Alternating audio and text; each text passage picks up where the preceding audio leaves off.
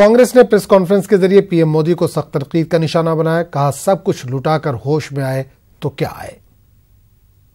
मुझे भी भ्रम हो गया।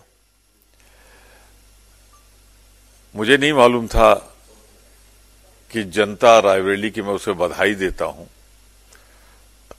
मोदी जी को इस तरह उनकी सभा में उठ के जाने लगेगी। एक बारगी कैमरे ने दिखाया, सब उठ के जा रहे हैं और मोदी जी भी भारत माता की जय के नारे लगाने लगे। तो मुझे लगा सभा खत्म हो गई। फिर आप ही के साथियों ने बताया कि नहीं, अभी तो वो बोल रहे हैं। तो इसीलिए मुझे दोबारा जाना पड़ा। मैंने कहा जो कुछ कहना हो ये कह लें, वरना तब तक सारे तथ्य सामने नहीं थे।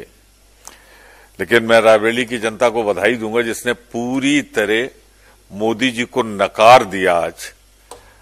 आज उनको यहां तक कहना पड़ा कि अगर अब आप इजाजत दें तो मैं बोलूं।